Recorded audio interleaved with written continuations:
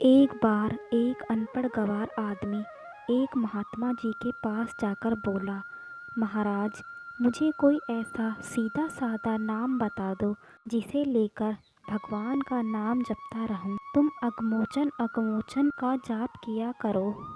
अज्ञानी पाप मोचन यानी छुड़ाने वाले। अगमोचन मतलब जो पाप को छुड़ा सके। वह बेचारा गांव का अनपढ़ आदमी अगमोचन अगमोचन करता हुआ अपने गांव की तरफ जा रहा था। जाते जाते वह रास्ते में अगमोचन में आ लगाना भूल गया और वह घमोचन घमोचन बोलने लगा। एक दिन वह हल जोत रहा था तो घमोचन घमोचन का जाप कर रहा था। उधर वैकुंठ लोक में भगवान विष्णु भोजन के लिए बैठे ही थे। घमोचन नाम का उच्चारण सुन के उनको हंसी आ गई। लक्ष्मी जी ने पूछा, प्रभु आप क्यों हंस रहे हो? भगवान बोले, आज हमारा एक भक्त ऐसा नाम ले रहा है कि ऐसा नाम तो किसी शास्त्र में भी नहीं है। उसे सुनकर मुझे हंसी आ गई है। लक्ष्मी जी बोली, प्रभु तो हम भी उसको देखेंगे और सुनेंगे कि वो कैसा भक्त है और वह कौन सा नाम ले रहा है। लक्ष्मी नारायण दोनों ही उसी खेत के पास पहुंच गए जहां वह हल जोत रहा था। हल जोतते वक्त घमोचन घमोचन का जाप कर रहा था। पास ही में एक गड्ढा था। भगवान स्वयं वहां जाकर छिप गए और लक्ष्मी जी ने एक औरत का भेष बना लिया। उस भक्त के पास जाकर बोली, अरे तू ये घमोचन घमोचन क्या कह रहा है?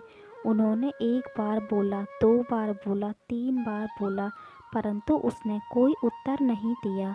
उसने सोचा कि अगर मैं इसको बताने लगूंगा तो मेरा जप टूट जाएगा, इसलिए वह घमोचन घमोचन करता रहा और उसने कोई उत्तर नहीं दिया।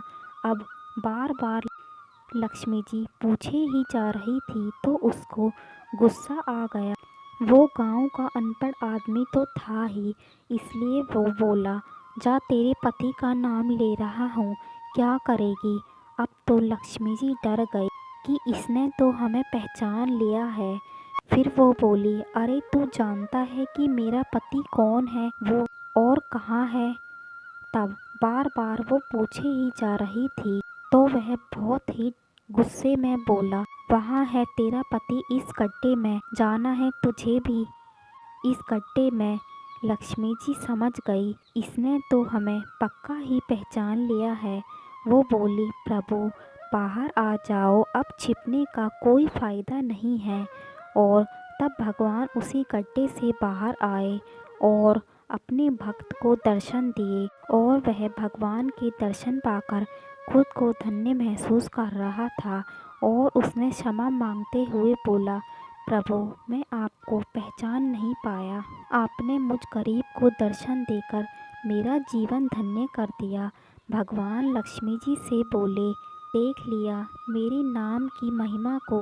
वह अगमोचन और घमोचन का भेद भले ही ना जानता हो, पर वह नाम तो हमारा ही जप रहा था। यह बात हम समझते हैं, जिसके कारण हमें इसे दर्शन देना ही पड़ा।